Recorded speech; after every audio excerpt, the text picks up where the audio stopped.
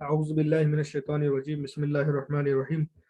सो आप सबका welcome back है अपने क्लास के अंदर, जो कि आज की फाइनल क्लास रहेगी बेसिक ऑफ स्टॉक मार्केट की। हमने बिगिनर से एडवांस तक हम आए हैं और मुझे उम्मीद है कि बहुत सारी चीज़ें आपको सीखने मिलेगी और आपके सीखने मिली होगी और आपके बहुत सारे डाउट्स क्लियर हुए होंगे। आज हम क्लियरिंग एंड सेटलमेंट्स की बात शुरू कर देते हैं। Okay, just minute.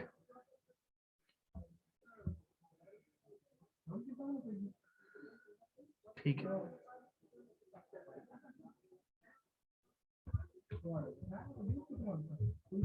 क्लियरिंग और सेटलमेंट का अगर आसान इसमें आपको मतलब बता दूं, जब हम स्टॉक बाय करते हैं, ठीक है, जब हम स्टॉक बाय करते हैं तो बाय करने से लेकर हमारे डीमैट अकाउंट में वो जमा होने तक की जो जर्नी है उसको हम बोलेंगे क्लियरिंग एंड सेटलमेंट। मैं वापस दोहरा देता हूं मैंने क्या कहा अभी। हम जब कोई स्टॉक बाय करते हैं, स्टॉक बाय करने से लेकर अपने डीमैट अकाउंट में आने तक जो प्रोसेस है उसको हम क्या कहेंगे, क्लियरिंग एंड सेटलमेंट। ठीक है, एकदम इजी। ओके क्या प्रोसेस होती है इसकी? सबसे पहले हम क्या करते हैं, कोई भी ब्रोकर के थ्रू हम स्टॉक सेलेक्ट करते हैं। स्टॉक सेलेक्ट करने के बाद में हम उसको बाय करने के लिए क्लिक करते हैं। ठीक है, बाय करने के बाद में वो आ जाता है अपने होल्डिंग के अंदर, सॉरी अपनी पोजीशन में आता है। ठीक है, आपको पोजीशन वाले टैब में दिखता है। ठीक है, पोजीशन में दिखने के बाद में पूरा दिन पोजीशन के टैब में ही रहेगा। पूरा दिन कितने कितने टाइम तक रहेगा पोजीशन में, यहाँ पे लिख लेता हूँ मैं ब्रैकेट के अंदर, 1 डे। यानी जो दिन हमने बाय किया है तो वो 1 डे को हम शेयर मार्केट की लैंग्वेज में टी डे बोलते हैं। टी डे, टी मतलब ट्रांजैक्शन। ट्रांजैक्शन को अगर हिंदी में समझना है हमको तो व्यवहार बोलेंगे, व्यवहार, बिजनेस डे। जिस दिन हमारा ट्रांजैक्शन हुआ है उस दिन को हम टी डे बोलेंगे। तो पोजीशन में जो स्टॉक अपना रहेगा वो टी डे के दिन रहेगा। तो पोजीशन में से हमारे होल्डिंग में जाने के लिए सबसे पहले वो क्या करेगा, होल्डिंग में आएगा अपने। ठीक है, होल्डिंग। तो होल्डिंग में आप देखेंगे कोई भी चीज बाय करने के बाद में वो हमको बताएगा T1 होल्डिंग है, T1 होल्डिंग दिखाएगा, वो स्टॉक के सामने लिखा हुआ रहेगा T1। आज हमने बाय किया है, फॉर एग्जांपल हमने मंडे के दिन बाय किया है। मैंने यहाँ पर जिस तरीके से लिख लेता हूँ, मंडे के दिन हमने बाय किया है कोई भी स्टॉक, मंडे के दिन बाय किया है। तो मंडे का दिन जो रहेगा तो वो टी डे रहेगा, टी डे यानी ट्रांजैक्शन डे। ठीक है, ट्यूसडे यानी मंगलवार, मंगल का दिन, ट्यूसडे जो रहेगा वो T1 रहेगा, T1 मतलब जिस दिन बाय किया है उससे एक दिन ज्यादा हो गया है, T+1 है ना। और जो वेडनेसडे रहेगा, वेडनेसडे यानी बुध का दिन, तो वो बुध का दिन जो रहेगा वो T+2 डे रहेगा। क्या रहेगा, T+2। मतलब हमारा पीर के दिन खरीदारी हुई है और खरीदारी का दूसरा दिन T+1 यानी एक दिन हुआ है, और वेडनेसडे यानी T+2 डे, मतलब 2 दिन हो गए। तो वेडनेसडे के दिन शाम में, वेडनेसडे के दिन शाम में जो हमने चीज बाय की थी, ठीक है, जो चीज हमने बाय की थी वो वेडनेसडे के शाम में हमारे डीमैट अकाउंट में आएगी। वो आएगी हमारे डीमैट अकाउंट में। कब आएगी? वेडनेसडे के सुबह नहीं आएगी, वेडनेसडे के शाम में आएगी। तो हमको हमारे अकाउंट में दिखेंगी कब, फुल्ली कब कब सेटल हो जाएगा वो स्टॉक हमारे अकाउंट में, जुमेरात के दिन यानी थर्सडे। समझा? ये हो गया सेटल हमारे अकाउंट में आकर जमा हो गया। तो यहाँ पर क्या समझा हमें कि हम जो स्टॉक मंडे के दिन बाय करेंगे, जो T1 रहेगा, T डे रहेगा, उससे T+2 डे के शाम में स्टॉक हमारे अकाउंट में जमा होने के लिए प्रोसेस होता है, और वो हमको थर्सडे के दिन हमारे अकाउंट में दिखता है। इसमें कुछ कंफ्यूजन है? समझ गया नहीं? कुछ डाउट नहीं है ना इसके अंदर? ओके। तो अभी मैं एक सवाल पूछने जा रहा हूं, उसका कोई जवाब देना चाहे तो बहुत बढ़िया काम हो जाएगा। क्वेश्चन 1, क्वेश्चन मेरा ये है कि हमने 1 अक्टूबर, ठीक है, तो 1 अक्टूबर को है जुमा का दिन, जुमेरात का दिन समझो। 1 अक्टूबर को दिन कौन सा है? जुमेरात का दिन। जुमेरात का दिन यानी कौन सा है? थर्सडे। इंग्लिश में हम लिखेंगे समझने के लिए सबके, थर्सडे। 1 अक्टूबर को जुमेरात का दिन है, ठीक है। तो वो कितने तारीख को अपने अकाउंट में, डीमैट अकाउंट में जमा होगा? भी मेरे को कौन बताएगा कि सेटल कौन से दिन में हो जाएगा? सेटलमेंट की डेट डालना है सबको चैट बॉक्स में। सेटल कितने तारीख को होगा वो डालना है। सेटलमेंट का डेट क्या रहेगा? ये अगर समझ में आ गया सबके तो बहुत बड़ी काम की बात आपको समझ में आई है, क्योंकि इसके ऊपर आगे के जो सेक्शन है अब हमारे, ये वाले corporate action and market event, वो उसके ऊपर है। इसको हल्के में ना ले, ये इससे आपका भारी नुकसान भी हो सकता है और फायदा भी हो सकता है। तो मैं चैट बॉक्स चेक कर रहा हूँ,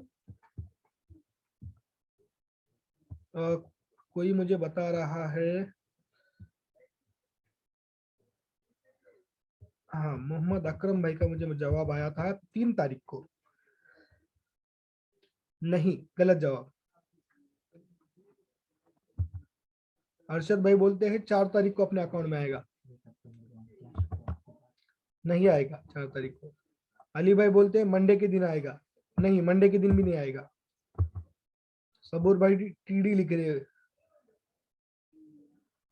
नहीं, ट्यूसडे के दिन भी नहीं आएगा।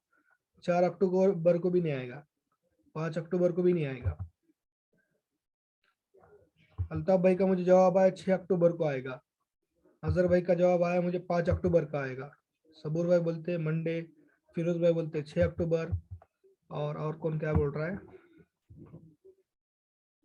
मैं ये चाह रहा हूँ कि सब लोग जवाब दें, ऐसा नहीं कि कुछ लोग जवाब दे और बाकी खामोश बैठे। तो मुझे ज्यादा से ज्यादा यहाँ पे सवाल मिल रहे हैं 5 अक्टूबर के। तो अपने वाइज ऐप में बैक कर लो सब लोग। मैं वहां पे एक पोल डाल रहा हूँ, ये चीज बहुत जरूरी है समझना, तो हम आगे बढ़ पाएंगे। अपने पुल सेक्शन में जाइए। मैं यहाँ पे डायरेक्टली लिख रहा हूँ जवाब, जवाब दो, जवाब दो। तो मैं यहाँ पे 3 तारीख, 3 डेट लिख रहा हूँ। एक लिख रहा हूँ मैं 4 तारीख, ठीक है। एक लिख रहा हूँ मैं 5 तारीख। एक लिख रहा हूँ मैं 6 तारीख। और एक लिख रहा हूँ मैं 7 तारीख, ठीक है।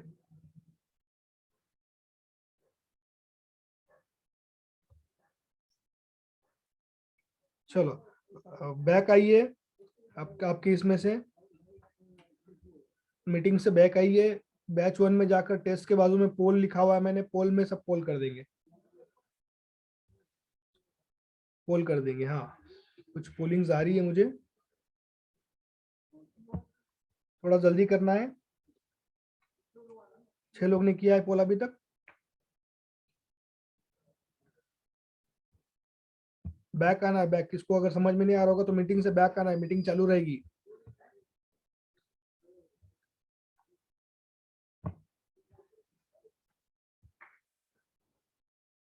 13 लोग की वोटिंग हो चुकी है, बाकी 9 लोग अभी किधर है?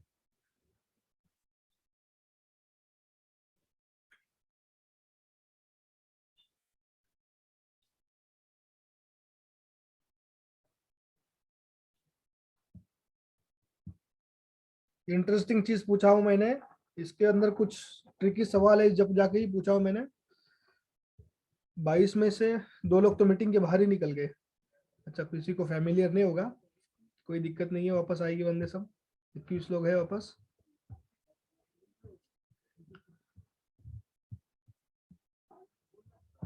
कितने लोग का हो गया वो पोलिंग? 13 ही लोग का पोलिंग है, बाकी लोग पोल क्यों नहीं कर रहे, जवाब क्यों नहीं दे रहे? 15। 6 लोग किधर है अभी? सही आओ गलत आओ जवाब दो।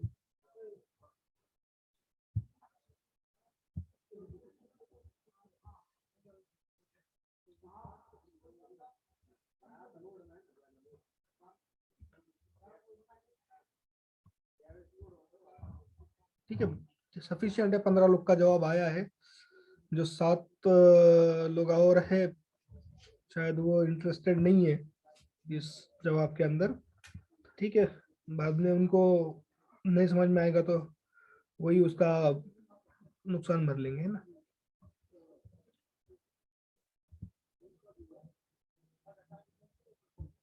15 ही लोग हो गए ना वोटिंग के?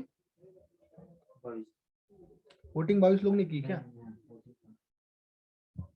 15 लोग की वोटिंग दिख रही मुझे अभी तक तो। चलो मेरे पास वोटिंग का रिजल्ट आया है, तो आप सबको दिख रहा है वोटिंग का रिजल्ट? तो 26% कहते हैं 4 तारीख, 20% लोग कहते हैं 5 तारीख, 6 तारीख के लिए 26% है और 7 तारीख के लिए 26% है। मतलब सब कंफ्यूज है, सब कंफ्यूज है।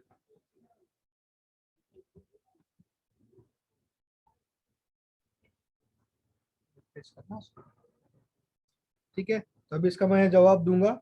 जिन जिन लोगों ने जवाब दिया है तो वो अभी साकिब भाई की जो कमेंट लिखी है एमडी साकिब भाई ने, वो मेरे को उनका डायरेक्ट आंसर आया था। तो ठीक है, बहुत बढ़िया काम हो गया ये, तो मेरे को डायरेक्ट आंसर आया है। और अल्ताफ भाई का भी आंसर आया था एग्जैक्टली exactly। तो चलो आज समझते हैं इस चीज को, सेटलमेंट कब होगा। इसके लिए हम क्या करेंगे, एक क्वेश्चन उठाएंगे यहाँ से, कट करेंगे और नेक्स्ट पेज पे चलते हैं, इसको सेपरेटली डिस्कस करते हैं। तो मैंने जो बोला था थोड़ा ट्रिकी क्वेश्चन था, जैसा 1 अक्टूबर को क्या था, थर्सडे। ठीक है, 2 अक्टूबर को गांधी जयंती, हॉलीडे, मार्केट बंद। ठीक है, इस दिन कोई ट्रांजैक्शन नहीं होगा। ठीक है, इसके बाद में आएगा 3 अक्टूबर, 3 अक्टूबर सैटरडे, मार्केट बंद।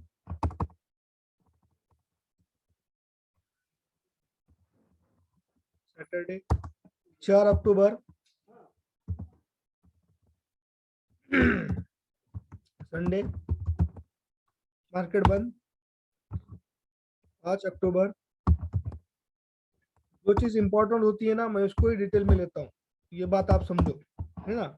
Monday, market open. ठीक है, जो मंडे का डे है हमारा वो माना जाएगा T1। ठीक है, 6 अक्टूबर, 6 अक्टूबर ट्यूसडे, ये माना जाएगा T2। ठीक है, तो ये दिन के शाम में हमारे अकाउंट में, डीमैट अकाउंट में आएगा, और जो हमको उस दिन दिखेगा नहीं उसके नेक्स्ट डे दिखेगा, तो जो कि है 7 अक्टूबर, वेडनेसडे। इस दिन होगा उस अकाउंट का सेटलमेंट, उस स्टॉक का सेटलमेंट। सेटलमेंट का होगा अपने डीमैट अकाउंट में, सेटलमेंट इन डीमैट अकाउंट। तो ये था भाइयों क्लियरिंग एंड सेटलमेंट की थ्योरी। तो मैंने यहाँ पे ट्रिकी क्वेश्चन ये डाला था कि मैंने 1 अक्टूबर को थर्सडे पूछा था, तो 2 अक्टूबर को बहुत सारे लोग भूल गए होंगे कि 2 अक्टूबर को गांधी जयंती होती है, या किसी के जहन में नहीं रहा होगा, हो सकता है। सैटरडे को 3 तारीख को मार्केट बंद, सैटरडे रहने की वजह से संडे को भी मार्केट बंद। ठीक है, उस दिन भी मार्केट बंद। थर्सडे तो हमारा पोजीशन के अंदर रहेगा पूरा दिन, वो स्टॉक पोजीशन। ठीक है, तो वो दिन तो हमारा चले गया। मंडे T1, ट्यूसडे के शाम में वो सेटलमेंट हो सकता है, और वो हमको दिखेगा 7 तारीख को। चलो, यहाँ पर समझ गया होगा। तो जिन जिन भाइयों ने 7 तारीख बोला है वो इस कॉन्सेप्ट को समझ चुके होंगे, ठीक है। तो पर्टिकुलरली किसी का नाम न लेते हुए मैं आगे चलता हूँ। मेरे को खिजर का आया था जवाब, ठीक है। अकरम भाई वेल्डन, साकिब भाई वेल्डन, अल्ताफ भाई वेल्डन, ठीक है, और सबूर भाई 7 तारीख, गुड। तो जिन जिन ने 7 तारीख कहा है उनको इसका कंसेप्ट समझ गया। तो इतना ही है हमारे को समझने के लिए। हमारे डीमैट अकाउंट में कब आता है? अब डीमैट अकाउंट में आने के लिए बहुत जरूरी है तुमको ये चीज समझना। डीमैट अकाउंट में आने के बाद में हमको ये क्यों चीज समझना है, क्योंकि इसके ऊपर जो है ना मार्केट के जो कॉर्पोरेट एक्शंस है, तो क्या क्या कॉर्पोरेट एक्शंस है मैं आपको बताता हूँ, ठीक है। यहाँ पे कॉर्पोरेट एक्शंस पढ़ेंगे हम अभी। कॉर्पोरेट एक्शंस, ये सेटलमेंट हो गया, ये समझ लो। अगर पीर के दिन आप कोई भी स्टॉक खरीदते हैं तो जुमेरात के दिन आपके अकाउंट में सेटल हो जाएगा। अभी यहाँ होता क्या है मैं आपको एक बार थोड़ा सा बता देता हूँ। जिस दिन आपने स्टॉक खरीदा वो आपके पोजीशन में चला गया, तो उस दिन आपको आपके पास में वो स्टॉक अभी आपके नाम पे नहीं हुआ है। वो क्या हुआ है, अभी ब्रोकर के पास में आपका ट्रांजैक्शन रजिस्टर हुआ है कि आपने स्टॉक की खरीदी की है। फिर वो स्टॉक मंडे के दिन, पीछे के बीच में के 3 दिन भूल जाओ, मार्केट बंद था ना। फिर मंडे के दिन ब्रोकर क्या करेगा कि हमने ये चीज फलाने मतलब XYZ पर्सन को बेची है, तो ये रहा उसका पैसा। तो ब्रोकर क्या करेगा, मनी देगा, पैसा देगा। किसको देगा? Money, MONEY। हमने जो पैसा खरीदा है, जो पैसे से हमने खरीदा है वो आया ब्रोकर, तो वो ब्रोकर वो पैसा जाके दे देगा एक्सचेंज को। एक्सचेंज कौन है? ठीक है, एक्सचेंज सबको पता है, NSE या BSE। जिस मार्केट से खरीदा है उस मार्केट को वो पैसा ले जाके देगा। फिर वो मार्केट क्या करेगा, वो NSE या BSE के जो अथॉरिटीज है वो कहेंगे कि ठीक है आपने पैसा दे दिया, तो ट्यूसडे के दिन वो जितने पैसे दिया है उतने पैसे के स्टॉक ब्रोकर को दिए जाएंगे। तो ब्रोकर टू एक्सचेंज कब जाएगा? ब्रोकर टू एक्सचेंज T1 में, और T2 में होगा एक्सचेंज टू ब्रोकर।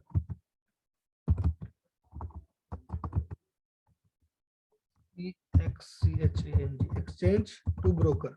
ब्रोकर के पास में आपके शेयर आएंगे, ठीक है। और फिर वेडनेसडे के दिन ब्रोकर वेडनेसडे के शाम में आपके अकाउंट में सेटलमेंट करेगा और आपको दिखाई देगा 7 तारीख को। ये उसका बैकग्राउंड। तो छुट्टी के दिन काउंट नहीं होते T1 के अंदर, ये चीज समझना जरूरी थी।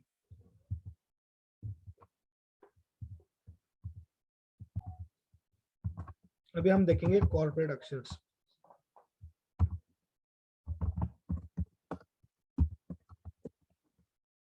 कॉर्पोरेट एक्शंस क्या क्या होते हैं मैं लिख लेता हूं पहले।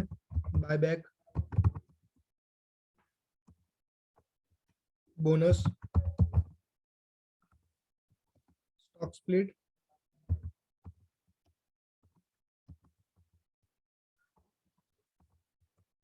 मैं समझाऊंगा एक एक से, ठीक है। इसके लास्ट में होता है, मुझे देख लेने दीजिए,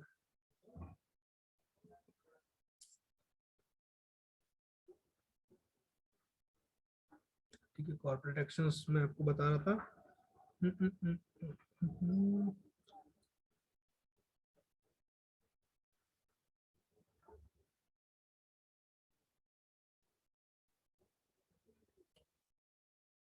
और एक चीज रही गई थी, डिविडेंड।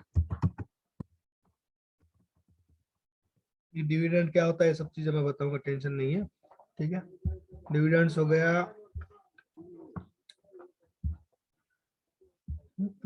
बोनस हो गया, उसके बाद में है अपना स्टॉक स्प्लिट और राइट इशू, ये इंपॉर्टेंट था, राइट। ठीक है, राइट इशू। तो वन बाय वन मैं बताऊंगा बाय बैक क्या होता है। कि कंपनी मार्केट से शेयर खुद को वापस खरीद लेती है। क्या करती है कंपनी? मार्केट से शेयर खरीद लेती है। वो क्यों खरीदती है? उसके बहुत सारे वजूहात है, वो वन बाय वन मैं फंडामेंटल एनालिसिस में सिखाने वाला हूँ। ठीक है, तो बायबैक कंपनी करती है, कंपनी खरीदती है। कंपनी, जिस भी कंपनी का शेयर है वो कंपनी खुद खरीदती है। Company by shares from market. Company को क्या जरूरत गिरी कि मार्केट से बाय करे? वो उसका थोड़ा सा थ्योरी लंबा जाएगा, इसलिए मैं उसको अभी नहीं डिस्कस करूंगा। लेकिन जो खरीदती है उसके दो तरीके हैं। एक है टेंडर ऑफर, टेंडर ऑफर, और डायरेक्ट मार्केट से खरीदती है। मार्केट, डायरेक्ट मार्केट से खरीदती है। टेंडर यानी कंपनी बोलेंगी कि हम आज कंपनी का शेयर चल रहा है 500 रुपये में, हम ये कंपनी का शेयर आज तारीख 11, तो हम ये कंपनी का शेयर 20 तारीख को 600 रुपये में खरीदेंगे। ऐसी ऑफर देती है कंपनी। ठीक है, तो वो कैसा होता है, क्या होता है, कितने शेयर्स कंपनी खरीदती है, कब हमें पैसा हमारे अकाउंट से वो डिडक्ट हो जाते हैं शेयर, कब अपने को उनका पैसा आता है, ये सारी चीज आएंगी फंडामेंटल्स में। क्योंकि एक एक चीज को अगर हम डिस्कस करने लग जाए तो टाइम जाएंगे। ठीक है, बोनस क्या होता है? कि कंपनी कहती है कि हम तुमको एक शेयर के बदले 2 शेयर फ्री में देंगे। एक शेयर के बदले 2 शेयर फ्री में, ये एक तरीके का बोनस हो गया। कोई कंपनी बोलेगी आपके पास में हमारा अगर एक भी शेयर रहा तो हम आपको 4 शेयर फ्री देंगे। जबरदस्त है ना चीजें। कंपनी बोल रही है कि आपके एक शेयर के बदले हम आपको 4 शेयर फ्री देंगे। मतलब आपके पास में अगर 10 शेयर है तो 50 शेयर हो जाएंगे, मतलब 40 शेयर फ्री मिल गया आपको। ठीक है, उसी के साथ कुछ कुछ कंपनीज कहती है कि हम एक शेयर के साथ 9 शेयर फ्री देंगे। वो कंपनी के ऊपर रहता है। ठीक है, ये फिक्स नहीं है, इसको कहते हैं बोनस। ठीक है, और स्टॉक स्प्लिट में क्या होता है कि अगर आपके पास में एक स्टॉक है तो हम वो एक स्टॉक के 10 टुकड़े कर देंगे। कितने टुकड़े कर देंगे? 10 टुकड़े कर देंगे। कोई कंपनी इस तरह से भी बोलती है कि हम एक स्टॉक के दो टुकड़े कर देंगे, यानी आपके पास में एक की जगह पे 3 स्टॉक हो जाएंगे। ठीक है, कोई कंपनी कहती है एक के हम 10 टुकड़े कर देंगे, यानी एक के 11 स्टॉक आपके पास हो जाएंगे।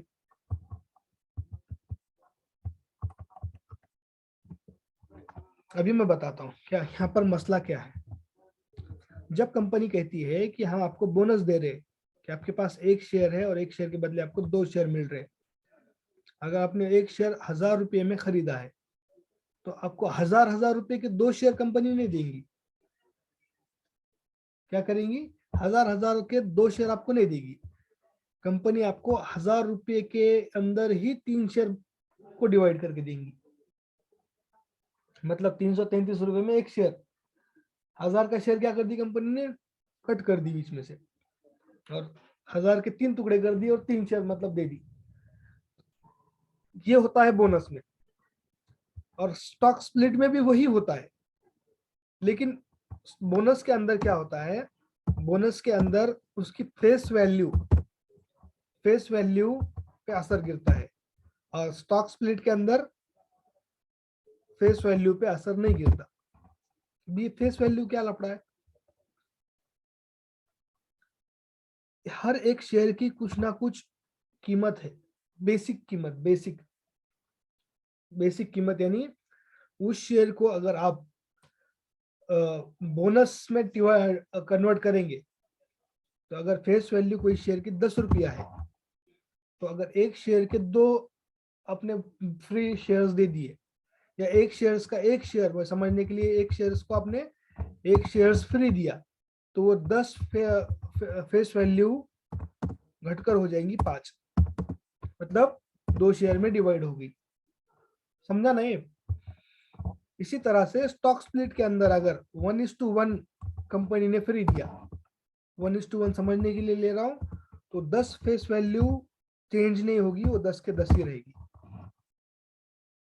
अभी बस इतना ही समझो, बोनस में क्या होता है, फेस वैल्यू घट जाती है, और स्टॉक स्प्लिट में क्या होता है, फेस वैल्यू नहीं घटती है। ये क्लियर हुआ? किसका डाउट इसके ऊपर?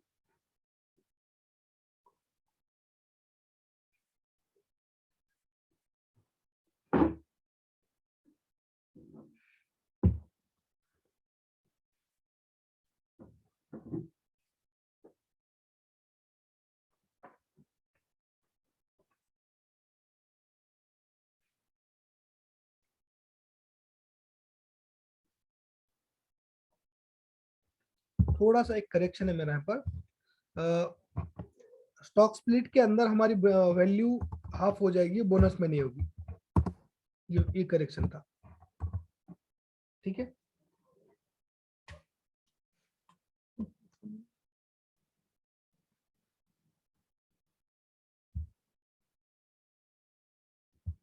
एक बार फिर से बोनस और स्प्लिट, कोई बोल रहा है कहाँ चेक करे सेटलमेंट शेयर आने के बाद।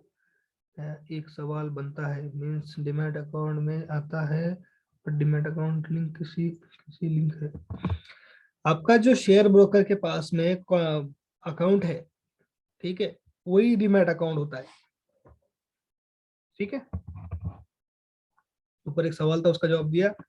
फेस वैल्यू नहीं समझा साकिब भाई। फेस वैल्यू यानी कीमत कुछ भी रहने दो स्टॉक की, 1000 रहेगी, 10,000 रहेगी, 5,000 रहेगी, 100 रुपया रहेगी, 5 रुपया रहेगी, 10 रुपया रहेगी, लेकिन कंपनी के पास में उसकी एक वैल्यू होती है, ठीक है। वो वैल्यू को फेस वैल्यू कहा जाता है।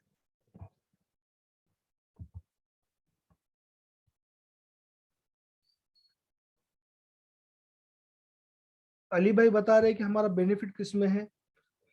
अगर फेस वैल्यू जहां पर घट जा रही है, वो चीज तो हमारे लिए मतलब इतना बेनिफिट नहीं है, लेकिन बोनस में हमारा बेनिफिट होता है।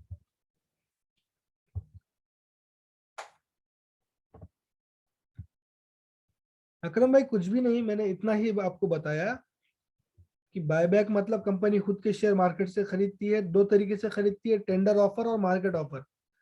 टेंडर ऑफर के अंदर कंपनी कहती है कि हम इस तारीख को मार्केट से इतने इतने शेयर उठा लेंगे, इतने इतने रेट पर। 500 का शेयर चल रहा है, 600 में उठा लेंगे, ये हो गया टेंडर ऑफर। और दूसरा मार्केट के रूट से बाय करती है, यानी जिस तारीख को उसको उठाना है वो डायरेक्टली खरीद लेती है मार्केट से, जो रेट है वो मार्केट का रेट से। अलीम अलीम भाई, अलीम मोमिन भाई, एफवी मैक्सिमम मेरे हिसाब से 10 ही होता है, ठीक है। एक 10 मतलब एक फुल वैल्यू शेयर है वो, हम वो आगे देखेंगे। इसको ज्यादा कंफ्यूजन मत लो आप, है ना। इसको ज्यादा, इसको लेके ज्यादा जहन में मतलब कंफ्यूजन मत रखो। बस इतना समझो कि एक शेयर की कीमत होती है, उसकी बेसिक वाली कीमत। अगर इसको मैं सबसे आसान में अगर समझाना चाहूँ, तो मैं इसको अगर ऐसा आपको इस तरह भी बता सकता हूँ कि अगर कंपनी बर्बाद हो गई, कंपनी को कंपनी बेच के जाना पड़ा, ठीक है, कंपनी को कंपनी बेच के जाना पड़ा, तो कंपनी हमको कितना पैसा देगी, ठीक है। अगर कंपनी की फेस वैल्यू 10 रुपया है, तो शेयर कितने का भी हो आपको 10 रुपये, 10 ही रुपया मिलेंगे एक शेयर के बदले, समझा। तुमने शेयर खरीदा है फॉर एग्जाम्पल जोमेटो का 92 रुपीज में, और कल कंपनी बोली कि हम कर्जा बाजारी हो गई, हम 1 रुपया भी नहीं दे सकते, ये शेयर की कीमत भी मतलब आपको नहीं मिलेगी। तो उस कंडीशन में आपको एक गारंटी रहती है कि आपको मिनिमम वो फेस वैल्यू के पैसे मिलेंगे। कितनी वैल्यू है फेस वैल्यू? 10 रुपये। तो 10 रुपया एक शेयर मिलेगा आपको, कम से कम उतना। तो ये सिचुएशन है ना, बहुत रियर है, ऐसा होता नहीं मार्केट में। लेकिन वो फेस वैल्यू के जरिए से बहुत सारी चीजें आगे हमको समझने में आसानी होगी। सिर्फ इतना ही समझो फेस वैल्यू को अभी तक। तो बोनस में क्या होती है, फेस वैल्यू सेम रहती है और स्प्लिट में कम हो जाती है।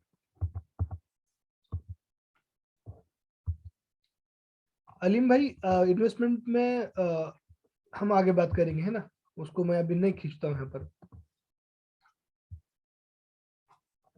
नोमान भाई का क्या है जवाब? स्प्लिट में फेस वैल्यू कम हो जाती है, हाँ बोला तो है। बोनस में फेस वैल्यू चेंज नहीं होती, हाँ ठीक है। कंपनी खुद खरीदती है। एक मेरे को यहाँ पे सवाल आया है कि टेंडर ऑफर में यानी बायबैक में, बायबैक यानी कंपनी खुद कह रही है कि हम आपके शेयर्स वापस खरीद ले रहे हैं एक हायर रेट पर। तो अभी आप अगर सर्च करेंगे तो टीसीएस ने उसका बायबैक लाया है, वो खत्म हो गया पीरियड उसका।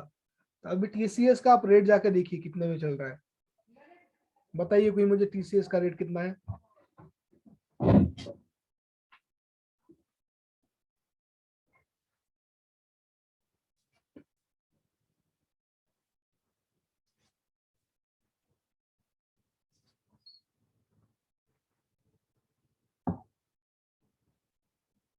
कमेंट में बताइए। अयाज में मैंने पर्सनलाइज रखा है मैसेज, तो मेरे को ही सबके मैसेज दिख रहे हैं, मैं सबके लिए ओपन कर देता हूँ।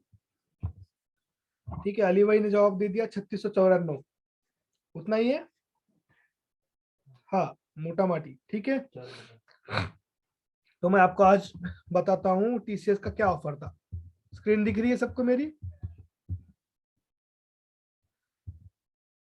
ये हटेगा नहीं क्या यहाँ से? हाँ हट जाएगा।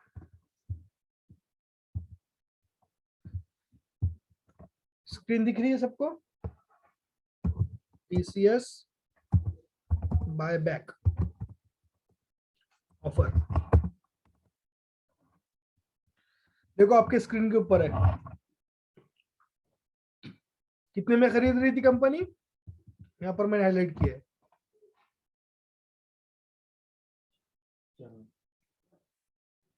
ये ऑफर चली गई, मतलब आप अगर एक शेयर 3600 रुपए का खरीदते, जो भी भाई ने बताया 3694 यानी 3700, तो उस दिन उसका कीमत जिस दिन फाइनल डेट थी तो उसकी कीमत ये थी 3857। तो जिन जिन भाइयों ने 3857 रुपये में जिन जिन शेयर होल्डर्स ने खरीदा है, उनका वो शेयर कंपनी वापस खरीदेगी कितने में? 4500 में। तो कितना नफा हुआ मोटा माटी? 650 रुपया एक शेयर में। अगर 10 शेयर लेते तो 6500 रुपया। तो ये कब खरीदती है कंपनी? ठीक है, उसके मतलब बहुत सारे रीजंस है ना खरीदने के। मैं वापस अभी वाइज ऐप पर आता हूँ अपने मीटिंग के अंदर। चलो हाँ, थोड़ा ध्यान से सुनना, टेक्निकल है। अभी हम जब भी शेयर खरीदेंगे, ठीक है, तो जब भी शेयर खरीदेंगे, शेयर खरीदने के बाद में जिस तारीख, जब तक अपने अकाउंट में नहीं आता वो शेयर, तब तक वो कंपनी उसको कंसिडर नहीं करती। यानी डीमैट अकाउंट में आना क्या है, जरूरी है वो शेयर। इसलिए हमने समझा कि डीमैट अकाउंट में कब आता है। तो कंपनी क्या करती है कि एक डेट सेट करती है। क्या करती है? एक डेट सेट करती है कि इस डेट तक जो लोग हमारी कंपनी के शेयर खरीदेंगे, उस डेट तक हम मान लेंगे कि आप हमारी कंपनी के शेयर होल्डर हैं और आपको उसका बेनिफिट मिलेगा। किसका? वो ऑफर का, बायबैक ऑफर का। ये ऑफर है ना, मैं यहाँ पे लिख लेता हूँ बायबैक ऑफर। बायबैक ऑफर का बेनिफिट मिलेगा। तो उसकी एक एक्स डेट रखते हो, एक्स डेट जिसको कहा जाता है एक्स डेट। वो कहते हैं कि इस एक्स डेट के पहले तक आपके पास अगर डीमैट अकाउंट में वो शेयर है तो आपको बायबैक ऑफर का फायदा होगा, यानी आपको 4500 रुपया मिलेगा। तो अब हम यहाँ पर ओपन करके देखते हैं कि बायबैक की क्या थी, यहाँ पर बायबैक डेट क्या थी। देखो यहाँ पर लिख कर आया है what is TCS buyback date. क्या थी बीबी टीसीएस की बायबैक डेट? देखिए यहाँ पर 20 जनवरी। ये कौन सी डेट थी? ये रिकॉर्ड डेट थी, यानी इस तारीख को रिकॉर्ड होगा। यानी 20 तारीख को अगर आपके डीमैट अकाउंट में कंपनी के शेयर है तो आप इलिजिबल है उस ऑफर के लिए। समझा? 20 तारीख को आपने खरीदने की बात नहीं कर रहा हूं मैं, T1 होल्डिंग की बात नहीं कर रहा हूं मैं, T2 होल्डिंग की बात नहीं कर रहा हूँ, आपके डीमैट अकाउंट में होना चाहिए प्रॉपर, तब उसका उस ऑफर का बेनिफिट आपको मिलेगा। अगर मैं यहाँ पे कैलेंडर में जाके देखता हूँ, दिख रहा है कैलेंडर, तो 20 तारीख को था थर्सडे, यानी जिसने मैं पीर के दिन मैं खरीदा है स्टॉक 17 तारीख को, तो वो 20 तारीख को उसके अकाउंट में जमा हो जाएगा। और उस दिन वो रिकॉर्ड कर रहे, क्या कर रहे, रिकॉर्ड कर रहे कि किस किस के अकाउंट में है। तो वो जितने भी लोगों के पास 20 तारीख के दिन उस कंपनी के शेयर्स रहेंगे, देखो यहाँ पर भी लिखा है, shareholders are required to hold the shares of the company concern in the their demat account, concern in their demat account. देखो यहाँ पर लिखा हुआ है, तो डीमैट अकाउंट के अंदर रहना जरूरी है उस डेट को। तो डीमैट अकाउंट के अंदर कब आएंगे, ये हमने इसके पहले वाले सेशन में समझा था, तो जरूरी था कि नहीं समझना कब आएंगे। तो ये पेचीदा सवाल मैंने इसीलिए पूछा था कि अलग अलग मार्केट के अंदर अलग अलग दिन में पोजीशन चेंज हो सकती है इंसान की। सुल्तान भाई मुझे मतलब एक क्वेश्चन कर रहे हैं कि सर अगर पहले से ही होल्डिंग में होंगे तो आप पहले से ही शेयर होल्डर है कंपनी के, तो आपको कुछ दिक्कत ही नहीं है ना, डीमैट अकाउंट में पहले से ही है ना आपके, आपको दिक्कत नहीं है। आपने एंड मोमेंट पर आखिरी टाइम पर खरीदा, तो आखिरी से आखिरी कौन सा दिन है, 17 तारीख, 17, 18, 19, 20 तारीख को आपके होल्डिंग में आ जाएंगे। तो इसकी एक्स डेट रहती है ना, हर शेयर की बायबैक ऑफर एक्स डेट लिख लेता हूं मैं। एक्स डेट क्या है, आपको भी इस तरीके से देखना है, कोई भी शेयर की बायबैक डेट देखना है, रिकॉर्ड डेट देखना है, एक्स डेट देखना है, तो आपके पास में सब चीजें आपको मिल जाएगी, है ना। देखिए कंपनी ने अभी तक, टीसीएस ने कितने बार बायबैक ऑफर किया आपको स्क्रीन पर दिख रहा है। 2017 में भी किया था, 2018 में भी किया था, 2020 में भी किया था, और 2022 में भी बायबैक किया था। यानी कंपनी ने शेयर होल्डर से शेयर खरीदे थे। क्यों खरीदती है वो एक अलग सवाल है, ठीक है। तो यहाँ पर दो तरीके के डेट लिख कर आ रहे हैं। Date of buyback announce, announce कब किया था, 22 जनवरी को, ठीक है, अनाउंस किया था। और रिकॉर्ड डेट कितनी थी, 20 जनवरी। मतलब कंपनी अनाउंस कब करती है, जब उसकी बोर्ड की मीटिंग होती है तब। अली भाई बोलते हैं कि ऐसे ऑफर कब आते हैं सर, कैसे चेक करना। तो आपको ना कहीं पर भी मैं अभी अगर डाल दूं आपके यहाँ पर, गूगल पे मैं डाल दे रहा हूँ अपकमिंग बायबैक, अपकमिंग, देखो आ गया अपकमिंग बायबैक, ठीक है, आ गए मेरे सामने कब कब कौन से कंपनी के बायबैक आने वाले हैं। दिख रहा है, इजी है। हाँ मतलब इसको बस ओपन करो, समझ जाओगे आप कौन से बायबैक आगे आने वाले हैं। मैं यहाँ पर अगर किसी ने सोच के, यहाँ इतनी बात सोच के अगर कोई बायबैक के चक्कर में आगे अगर जाकर बाय करेगा तो फंस जाएगा। यहाँ तक अगर किसी ने मेरा लेक्चर सुना और वो खुश होके बोला कि चलो अब मैं मार्केट में खाली बायबैक के चक्कर में पैसे लगाऊंगा, क्या करूंगा, बायबैक देखूंगा, 20 तारीख को बायबैक आने वाला है, 15 तारीख को खरीद लूंगा, और जब बायबैक का पैसा रहेगा तब बेच दूंगा, फंसने वाले हो आप। मार्केट में हर चीज इतनी आसान नहीं है ना, तो उसके पीछे एक पूरी केमिस्ट्री है ना, ऐसा डायरेक्टली नहीं है, कुछ उसके रूल्स एंड रेगुलेशंस है ना। अगर ऐसा अगर करने लग जाए, अगर आपको ऐसा पता रहे कि डायरेक्टली मतलब 3800 रुपये के 4500 रुपये हो रहे, तो मेरा खेत बेच के पूरा मेरी प्रॉपर्टी बेचकर मैं पैसा लगा दूंगा ना, इतना इजी नहीं है ना। तो भाइयों इस बायबैक के चक्कर में मैं 16,000 रुपये को गया हूं एक बार, समझ रहे हो ये कितना जरूरी है। 16,500 रुपये नुकसान हुआ है मेरा बायबैक के चक्कर में।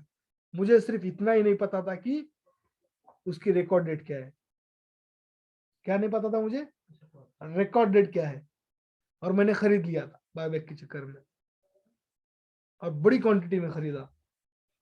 इतना बड़ा नुकसान हुआ है, मतलब बड़ी क्वांटिटी में खरीदा था। तो मेरे को क्या था, नॉलेज परफेक्ट नहीं था, एक ही चीज कमजोरी थी ना मेरे पास में, नॉलेज पूरा पूरा नहीं था। तो उस नॉलेज के नहीं रहने की वजह से मुझे नुकसान हुआ है। तो मुझे जो नुकसान हुआ है वो आपको ना हो, इसलिए मैं ये चीज इतनी डिटेल में बता रहा हूँ। ठीक है, अब मैं जितना बता रहा हूँ उतना ही समझो, अभी कोई गड़बड़ नहीं करेगा बाय करने के लिए। ओके, चलो बायबैक कैसा देखते हैं, हमने देख लिया क्या होता है बायबैक, समझ लिया, बोनस समझ लिया, स्टॉक स्प्लिट समझ लिया, अभी डिविडेंड समझते हैं। ठीक है, कंपनी को फायदा होने के बाद में कंपनी अपने को दो तरीके से उस पैसे को खरीदती है। क्या करती है कंपनी, दो तरीके से उस पैसे को खरीदती है। पहला तरीका ये है कि हमको कंपनी के फायदे में से कंपनी कुछ पैसा देगी। क्या करेगी, कंपनी कुछ पैसा देगी। फॉर एग्जाम्पल, कंपनी को 1000 रुपये फायदा हुआ, कितना फायदा हुआ, 1000 रुपये। तो कंपनी उस 1000 रुपये को, अगर वो कंपनी के पास में 1000 शेयर होल्डर है, कितने हैं, 1000, तो हर एक शेयर होल्डर को 1-1 रुपया देगी। वो कैसा देगी, वो डायरेक्टली आपके बैंक अकाउंट में आएगा। कहां पर आएगा, डीमैट अकाउंट में नहीं, बैंक अकाउंट में आएगा। अब कंपनी को कैसा मालूम आपका बैंक अकाउंट कौन सा है, करेक्ट। हमने स्टार्टिंग में क्या किया था, हमारा बैंक अकाउंट हमारे डीमैट अकाउंट से लिंक किया था। तो कंपनी क्या करेगी, डीमैट अकाउंट के अंदर जो बैंक अकाउंट लिंक है उस अकाउंट पे डिविडेंड देंगी। तो अल्हम्दुलिल्लाह डिविडेंड से ही मैंने काफी सारे पैसे कमाए। मैंने शेयर खरीद के रखे, मुझे डिविडेंड के पैसे आते रहते। समझ रहे हो, मतलब मैंने शेयर कुछ भी प्राइस हो उसका, प्राइस शेयर का ऊपर जाए या नीचे जाए, मुझे कुछ लेना देना नहीं है। मैंने कुछ ऐसी कंपनी खरीद के रखी है, मुझे साल में 2 बार 3 बार वो कंपनी एज अ डिविडेंड कुछ पैसा देती रहती है।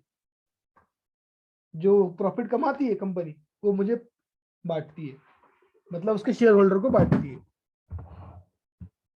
अयाज भाई का सवाल है, कौन कौन से सर कितने शेयर खरीदने होते हैं, बासित भाई, एक शेयर खरीदोगे तो एक शेयर का आपको डिविडेंड मिलेगा, 10 शेयर खरीदोगे तो 10 शेयर का मिलेगा, सिंपल है। अभी परसिस्टेंट नाम की कंपनी है, इसने एक शेयर के पीछे 20 रुपया दिया था। कितना दिया था, 20 रुपया।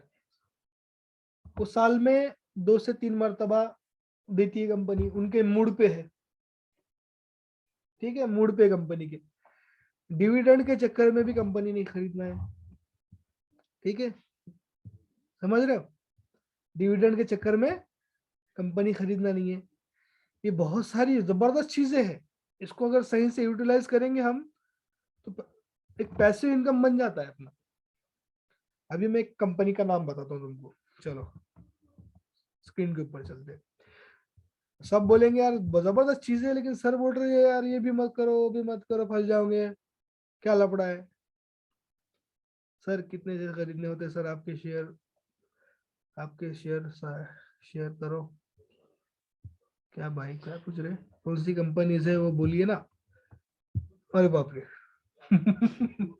अच्छा सर, सर मैं क्या किधर का क्वेश्चन, हाँ डिविडेंड फिर से एक बार रिपीट करें, कौन है भाई ये, साकिब भाई। डिविडेंड यानी कंपनी अपने प्रॉफिट में से अपने को प्रॉफिट देती है। ठीक है, डायरेक्टली अपने अकाउंट में आता है, उसको डिविडेंड बोलते हैं। आसान है ना, कुछ मुश्किल नहीं है। और या पैसा वो कंपनी क्या करेगी, एक तो हमको देंगी, या दूसरा तरीका है कंपनी उस पैसे से कुछ और अपना बिजनेस बढ़ाएगी। क्या करेगी, बिजनेस और बढ़ाएगी। ये दो तरीके होते हैं। अगर कंपनी खुद के बिजनेस में लगाती है तो उस बिजनेस से कंपनी की वैल्यू बढ़ेगी, और वैल्यू बढ़ने से शेयर की प्राइस बढ़ेगी, वहां से भी अपने को फायदा हो सकता है। नहीं तो कंपनी क्या करेगी, हमको पैसा पे करेगी, उसको कहते हैं डिविडेंड। डिविडेंड अपने डायरेक्ट अकाउंट पे आता है। यहाँ तक सबको समझ गया होगा। चलो, खरीदना नहीं है जो भी बता रहा हूं मैं, बाइंग एडवाइस नहीं है। अभी मैं आपको बता रहा हूँ कंपनी का नाम, क्या लिखा मैंने, कोल इंडिया।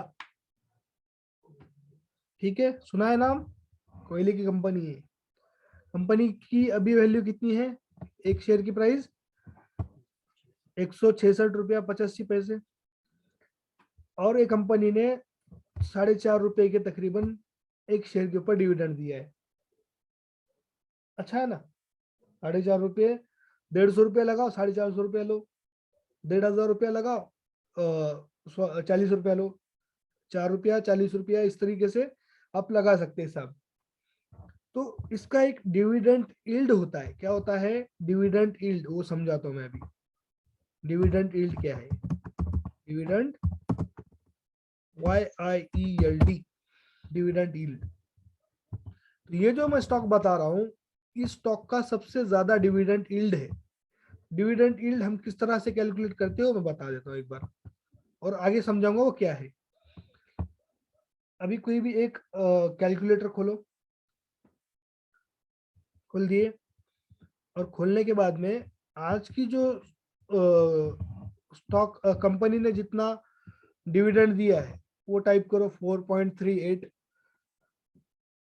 डिवाइडेड बाय, डिवाइड करो उसको 166.85, डिवाइडेड बाय, मल्टीप्लाई मत करो, डिवाइड करो 166.85 मल्टीप्लाइड बाय 100, ये आ गया आपका एक स्टॉक के पीछे का परसेंटेज। तो वो कुछ परसेंट 2.5% हुआ है ना, मतलब 2.5% एक बार में। इस तरह से ये कंपनी साल भर में 2 3 4 बार डिविडेंड देती है, तो उसका कुछ परसेंटेज बनता है कि साल भर में कंपनी ने एक बार में 4 रुपया दिया, दूसरे बार में 5 रुपया दिया, है ना। इस तरीके से कंपनी ने साल भर में 15 रुपए दिए आपको। कितने रुपए दिए, 15 रुपए दिए, या 16 रुपए दिए, आप समझ लो। तो 16 रुपये अगर कंपनी ने दिए और शेयर की प्राइस 166 रुपया है, 166 के 10% कितना हुआ, 16 रुपया। तो यहाँ पर आपको दिख रहा है एनुअल डिविडेंड यील्ड, यानी ये कंपनी के अंदर अगर आप पैसा लगाएंगे तो आपको डायरेक्टली 10.5% रिटर्न तो ये कंपनी सिर्फ डिविडेंड में देगी। वो शेयर का प्राइस जो रहना है वो रहने दो, ये इतना पैसा कंपनी क्या करेगी, सिर्फ डिविडेंड में देगी 10.5%। मतलब आपने ₹1,00,000 लगा दिया तो 10,500 एक साल में कंपनी आपको देगी, मोटा मोटी 10,000 रुपया पकड़ लो। तो इस तरीके से बहुत सारी कंपनीज है जो डिविडेंड्स देती है। लेकिन मेरी एक बात आपको वापस मैं बता दूं, डिविडेंड के लिए कोई भी कंपनी खरीदना नहीं है। अगर आपको आपके पास में वो कंपनी है और उसका आपको डिविडेंड मिल रहा है तो एक एक्स्ट्रा बेनिफिट उसको समझो, है ना, एक्स्ट्रा बेनिफिट समझो। लेकिन डिविडेंड के लिए, मैं डिविडेंड के लिए कंपनी ले रहा हूं, ऐसा कभी भी नहीं करना, है ना। और ये कोल इंडिया कंपनी आज तक डिविडेंड देती आई है, इसका मतलब ये भी फिक्स नहीं है कि वो आगे भी देंगी, ये भी बात फिक्स नहीं है ना। कंपनी के मूड पे है, कंपनी को प्रॉफिट हुआ तो कंपनी देखेंगी कि देना है या नहीं देना है, या हम उनको उनके बिजनेस में लगाना है और बिजनेस से ग्रोथ करके प्रॉफिट बढ़ाना है, वो कंपनी के ऊपर है। लेकिन आज तक की जो हिस्ट्री है, ठीक है, dividend history of Coal India मैंने डाल दिया। जो भी है मैं लाइव बता रहा हूँ, कोई मतलब इसके अंदर मैं हिडन नहीं रखना चाह रहा हूँ। तो देखिए कंपनी कब से डिविडेंड दे रही है, 2011 से दे रही है, ठीक है। तो 2011 में 2 बार दिया था, 12 में कितने बार दिया था, तो इस तरह से आप हर साल देख सकते हैं। 2022 में अभी पहली बार दिया है, ठीक है। 2021 में 1 2 3 बार, 20 में 2 बार, 19 में 1 बार, 18 में 2 बार, ठीक है। देखो आप यहाँ पर दिख रहा है कितना कितना कब कब डिविडेंड दिया है। पिछले दिसंबर में 9 रुपया डिविडेंड दिया था कंपनी ने, ठीक है। उसके पहले 3.5, फिर 5, ये पर शेयर, हर शेयर के पीछे ये 12 रुपया, 5 रुपया, 7 रुपया, 16 रुपया, 18 रुपया, 27 रुपया, 29 रुपया, देख रहे हैं आप। तो सबसे ज्यादा डिविडेंड देने वाली कंपनी ये है। तो आपको कुछ भी शेयर करना है, कुछ भी समझना है तो गूगल पे जाना है, कोई भी कंपनी का हिस्ट्री देख सकते हैं, हाईएस्ट पेइंग डिविडेंड वाली कंपनियां देख सकते हैं। तो ये इस तरह से हो गया डिविडेंड का। ये चैप्टर कंप्लीट। इसकी इन डिटेल स्टडी में ये बस आपको समझने के लिए बेसिक वाला कंसेप्ट काफी है। इसके अंदर बहुत मसाला है और वो मसाला हम समझेंगे फंडामेंटल्स में, ठीक है। अभी आते हैं राइट इशू, ठीक है। मैं राइट इशू यहाँ पे लिख लेता हूँ।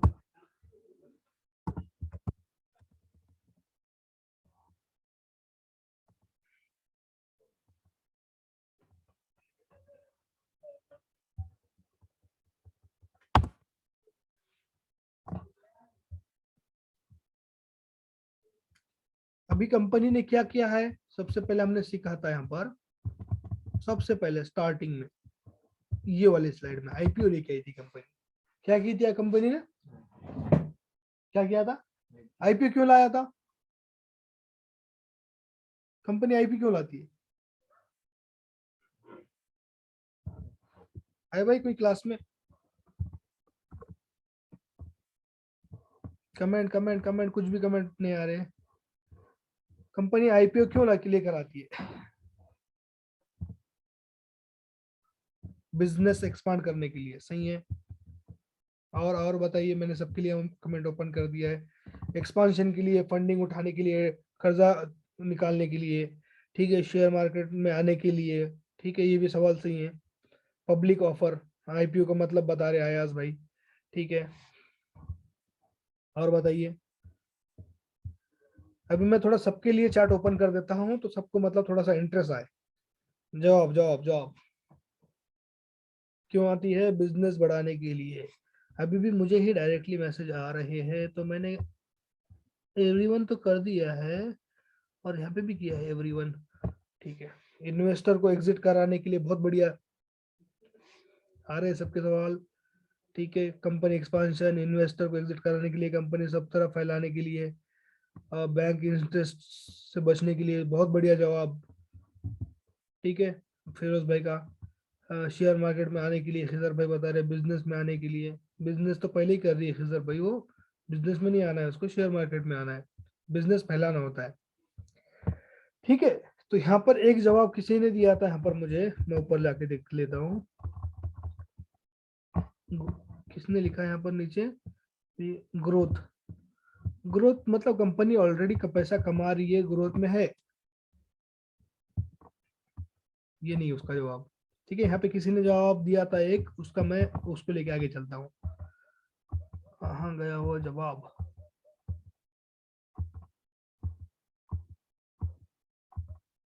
हाँ, जवाब दिया था साकिब भाई ने, कंपनी को पैसा चाहिए, है ना, फंडिंग चाहिए, ठीक है।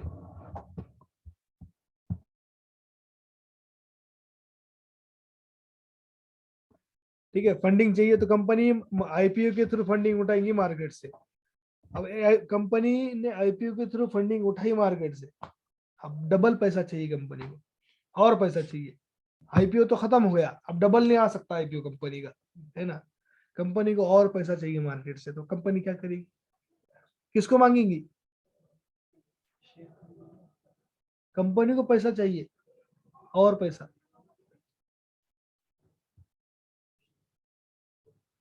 बासित भाई, लोन नहीं लेना है इसलिए तो कंपनी शेयर मार्केट में आई है, क्या करेगी? कंपनी को पैसे की जरूरत है।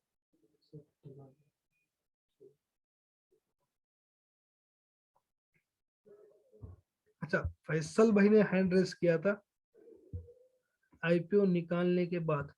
नहीं, क्या जवाब हुआ मुझे नहीं समझा। शकील भाई बोलते पब्लिक से लेगी, कैसा लेगी पब्लिक से?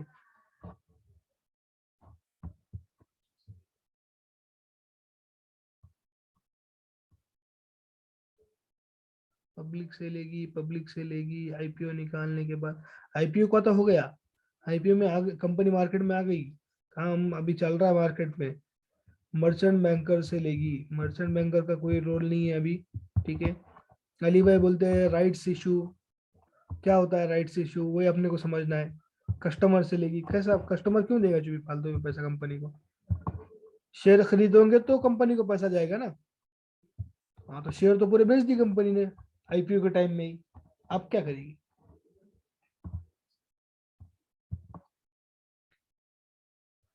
पब्लिक को शेयर्स ऑफर करेगी।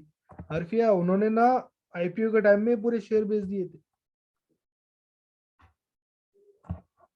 अब वापस कहाँ से लाएंगी कंपनी शेयर्स? खिजर भाई बोर्ड शेयर्स के जरिए पहले ही शेयर्स बेच दिए ना कंपनी ने। गफार भाई बोल रहे शेयर्स बेच के, गफार भाई वही बात मैं बोल रहा हूँ कि कंपनी ने शेयर्स पहले ही बेच दिए। कब बेचे हैं? आईपीओ के टाइम पे। ये किसी का जवाब था शकील पटेल, प्रमोटर्स। प्रमोटर्स यानी कंपनी के खुद मालक हैं वो। शायद मुझे जवाब देने की जरूरत गिरेगी और मैं ही मुझे ही देना पड़ेगा जवाब। हाँ, सेबी से लेगी, गफार भाई बोल रहे। गफार भाई सेबी जो है ना, पुलिस लोग आपको पैसा देते कि कभी? नहीं देते ना। उल्टा क्या करते पुलिस लोग? हमसे पैसा लेके जाते। आएंगे दुकान पे गले पे खड़े हो जाएंगे, किसी की अगर मतलब इलीगल दुकान है गुटखा दारू की वगैरह, या लेट नाइट दुकान चलाना है कोरोना के टाइमिंग में, वो पैसे लेके जाएंगे। तो से भी पुलिस है, ये कई को पैसे देगी? अलीम भाई बता रहे कि शेयर्स को फ्लिट करके मार्केट शेयर्स ले लाएगी। हाँ माशाल्लाह, बहुत सारे जवाब है और सॉल्यूशन अभी उसका अब अपने सामने है, तो मैं उसका सॉल्यूशन पढ़ के बता रहा हूँ। Right issue is a one way which companies raise additional capital. क्या कर रही है? एडिशनल कैपिटल मार्केट से उठा रही है। क्या कैसा करेगी? It is an offer by company to existing shareholders to buy additional shares of the firm at a discounted rate. तो अभी किसी ने मेरे को जवाब दिया था यहाँ पर, अली में आपका जवाब था, लेकिन इतना मतलब ये नहीं था, स्प्लिट वाला नहीं था उसके अंदर। तो कंपनी के अगर हम यहाँ पर जाके देखेंगे, एक मिनट आपको लेके चलता हूँ स्क्रीनर में। ये आ गए हम स्क्रीनर में और हम कोई भी एक कंपनी को सर्च करेंगे। अभी कौन सी कंपनी देखे थे हमने? टीसीएस। टीसीएस कंपनी को पैसा चाहिए, ठीक है। तो यहाँ पर नीचे आके हम अगर देखेंगे तो ये हो गए कंपनी के मालक, ठीक है। कौन है ये? प्रमोटर्स यानी कंपनी के मालक। शकील भाई आपने थोड़ा सा जवाब नजदीक नजदीक दिया था, लेकिन पूरा कंप्लीट नहीं था वो। तो कंपनी क्या करेगी? कंपनी यानी कौन होता है? प्रमोटर्स। कंपनी के मालक को हम क्या बोलते हैं? प्रमोटर्स। तो कंपनी के जो शेयर्स है, ये प्रमोटर्स के जो शेयर्स यहाँ पर दिख रहे, 72% प्रमोटर्स के पास में शेयर्स है। तो आज कितना रेट चल रहा है टीसीएस का? यहाँ पर देखिए 3695। तो वो 3695 रुपए के जो शेयर्स है, तो वो कंपनी में कंपनी क्या करेगी? मार्केट में डिस्काउंट में बेचेगी। 3695 का शेयर है, ठीक है। तो कंपनी क्या करेगी? 3600 रुपए में ही बेचेगी। कितने में? 3600 में ही बेचेगी। तो इसको क्या कहा जाता है? राइट्स इशू, ठीक है। Rights issue.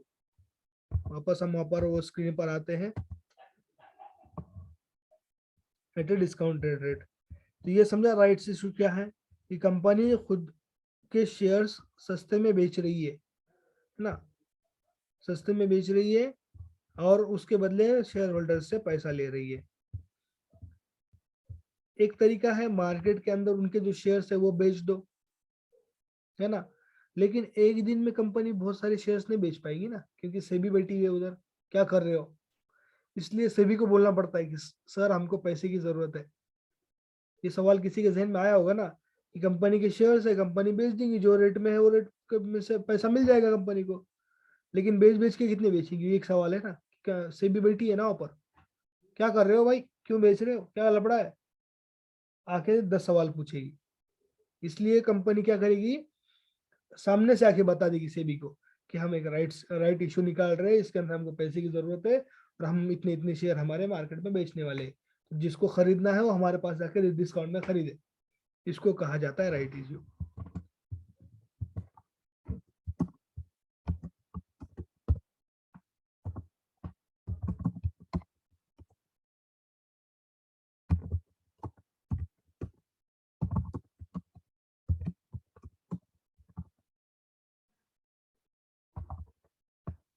ठीक है, कंप्लीट। ये हो गए अपने कॉर्पोरेट एक्शंस। ठीक है, मार्केट में लोग सालों से काम करते हैं, उनको पता ही नहीं होता है क्या होता है बोनस, क्या होता है स्प्लिट। ठीक है, बायबैक किसको बोलते हैं, डिविडेंड क्या है, डिविडेंड तो समझ में आ जाता है, राइट इश्यू क्या है, समझ गए सब चीजें, क्लियर है। चलो लास्ट पार्ट 10 मिनट में क्लियर कंप्लीट करेंगे। Next part market event.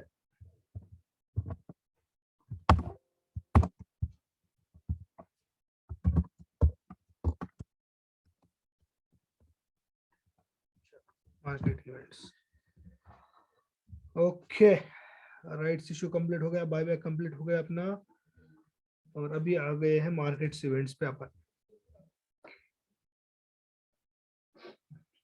ठीक है, मार्केट इवेंट में क्या क्या होता है कि आरबीआई जो अपनी बैंक है, आरबीआई, इसके कुछ रेट्स रहते हैं, है ना। अभी जस्ट कल या परसों के दिन में कंपनी ने अपने repo rate, REPO, repo rate के बारे में बताया कि हम इसको बढ़ाएंगे नहीं। रिजर्व बैंक ऑफ इंडिया अगर उसके रेट के अंदर कम ज्यादा करेगी, इंटरेस्ट रेट के अंदर, तो उसका डायरेक्टली इफेक्ट गिरता है मार्केट के ऊपर, डायरेक्ट इफेक्ट गिरता है। कंपनी अगर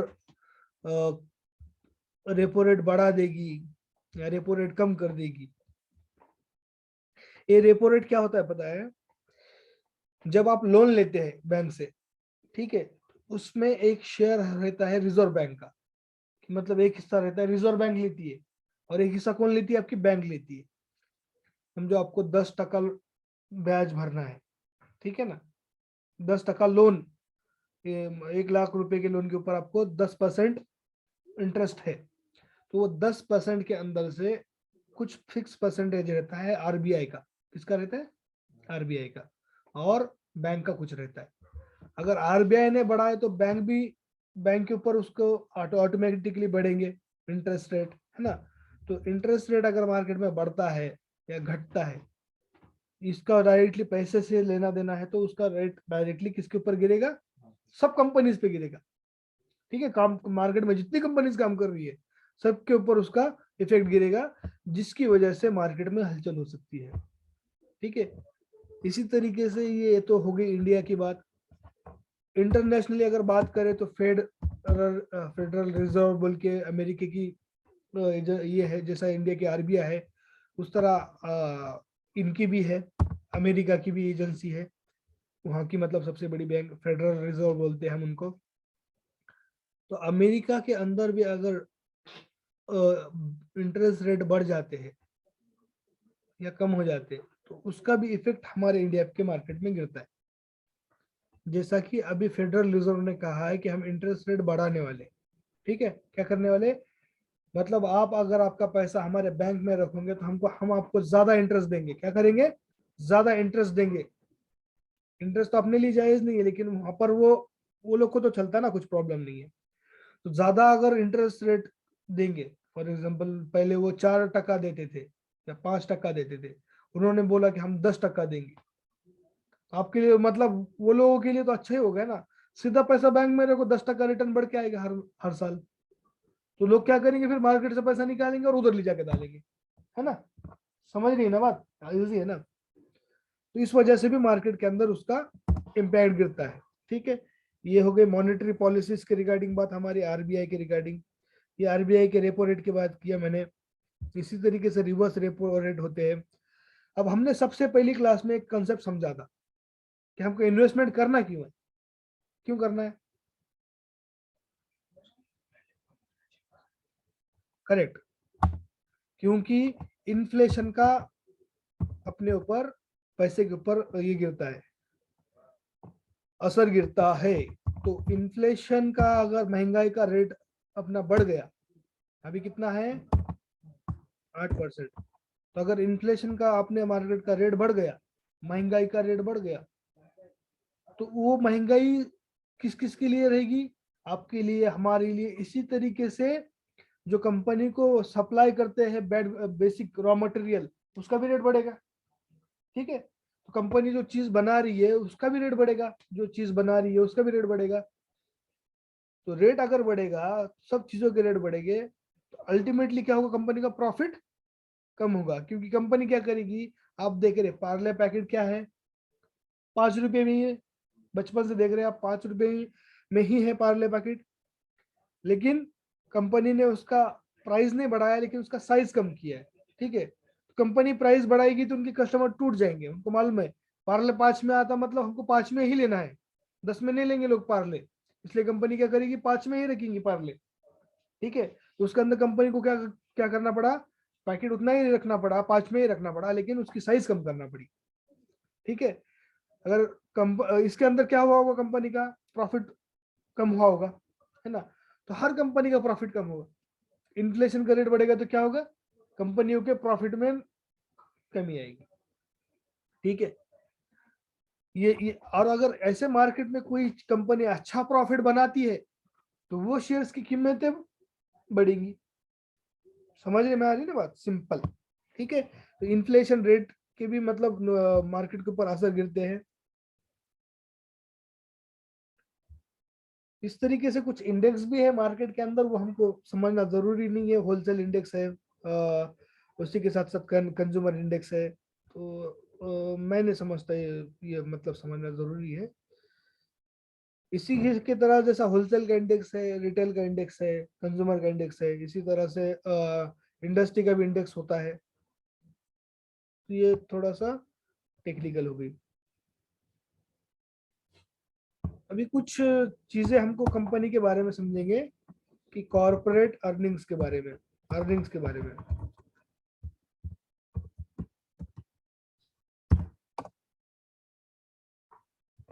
अर्निंग में हम अगर देखेंगे तो कुछ चीजें समझना जरूरी है। एक तो कंपनी ने सेल कितना किया है। ठीक है, सेल करने के लिए कंपनी ने, सेल करने के बाद में कंपनी ने कितना पैसा कमाया है, उसको हम कहेंगे रिवेन्यू। ठीक है, रिवेन्यू कहेंगे, मतलब पैसा कमाया, लेकिन पैसे के अंदर कंपनी ने लगाया कितना था। ठीक है, उसको कहेंगे एक्सपेंसेस। ठीक है, जितना पैसा लगाया है उसको कहेंगे एक्सपेंसेस। और एक्सपेंस रिवेन्यू में से हम एक्सपेंस निकाल देंगे, यानी जितना हमने पैसा लगाया है और कितना बना है ना। तो उसकी जो माइनस करने के बाद जो नंबर आएगा उसको हम क्या कहेंगे, प्रॉफिट। ठीक है, तो अपने अपने पास क्या है कि सेल होता है कंपनी का, फॉर एग्जांपल मैं यहाँ पर लिख लेता हूँ, 100 करोड़ का कंपनी ने सेल किया, 100 करोड़ का। ठीक है, लेकिन 100 करोड़ के अंदर कंपनी को रिवेन्यू, सॉरी, 100 करोड़ के अंदर कंपनी ने 100 करोड़ का सेल किया। 100 करोड़ का सेल करने के लिए कंपनी को 50 करोड़ रुपए का सामान लगा, बेसिक सामान, है ना। ठीक है, उसी के साथ ही साथ कंपनी के मार्केटिंग के, सेलिंग के एक्सपेंसेस हो गए 10 करोड़। कितने हो गए, 10 करोड़। ठीक है, और इसके साथ ही साथ गवर्नमेंट को टैक्स भी भरना पड़ता है। कितना, अगर समझ के चले 18%, 18 करोड़ क्या हो गया, टैक्स हो गया। कितना हुआ टोटल, 50, 60, 70, 78, है ना। तो 100 में से 78 माइनस करेंगे तो कितना रहेगा, 22। तो 22 करोड़ हो गया प्रॉफिट। ठीक है, इतनी चीज समझ गई। अभी लास्ट एक लास्ट चीज मैं बता रहा हूँ बस, इसके बाद हमारी एंडिंग। कंपनी जब कमाती है तो उसके रिजल्ट कंपनी पब्लिश करती है।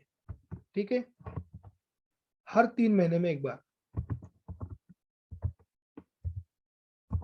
हर 3 महीने में एक बार। सबसे पहले वो रिजल्ट पब्लिश करती है जनवरी से लेके तो मार्च तक। दूसरी बार अप्रैल से, अप्रैल में जून। ठीक है, तीसरी बार जुलाई अगस्त सितंबर। ठीक है, और चौथी बार अक्टूबर नवंबर दिसंबर। ठीक है, इतना बेसिक आपने समझ लिया। रिजल्ट्स, ठीक है, हर 3 महीने में एक बार, 3 मंथ्स में एक बार, 3 मंथ में एक बार, ठीक है। तो मार्च, जनवरी, फरवरी, मार्च के रिजल्ट आएंगे, अप्रैल में, अप्रैल में जून के रिजल्ट आएंगे, जुलाई में, जुलाई अगस्त सितंबर के रिजल्ट आएंगे, अक्टूबर में, अक्टूबर नवंबर दिसंबर के रिजल्ट आएंगे जनवरी में। तो आप अगर देख रहे होंगे ना, तो जनवरी में बहुत सारे रिजल्ट दिख रहे हैं आपको, ठीक है।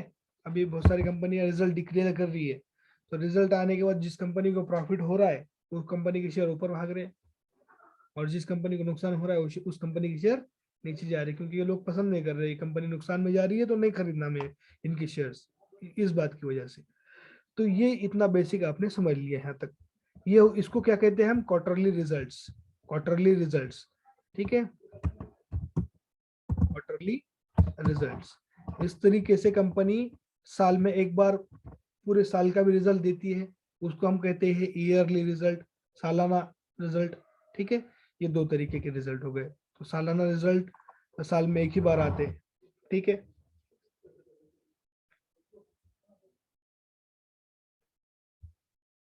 तो इसके साथ ही साथ हमारा आज का एडवांस सेक्शन कंप्लीट, ठीक है। यहाँ पर हमारा एडवांस सेशन कंप्लीट हुआ है, और जितने भी लोग ने आज फर्स्ट बैच से आज तक जो भी सीखा है, मैं चाहूँगा कि सब लोग, जितने भी लोग प्रेजेंट है, वो 22 के 22 लोग, है ना, अपने ग्रुप के अंदर जिस तरह मॉर्निंग में सबने हौसला अफजाई के साथ के लिए मेरे को मैसेजेस डाले थे कि मेरी टीचिंग्स कैसी लगी, फर्स्ट क्लास कैसा लगा, ठीक है। तो इसके रिगार्डिंग आप लोग ग्रुप के अंदर कमेंट कर सकते हैं, और अगर मेरे को बेनिफिट आपको और पहुंचाना है तो, और अपने भाइयों को बेनिफिट पहुंचाना है, तो आप क्लास 2 के लिए, बैच 2 के लिए लोग, है ना, और ज्वाइन करा दो, ताकि मैं उनको उनको भी ये बेसिक सब शेयर मार्केट सिखा सकूं, ठीक है।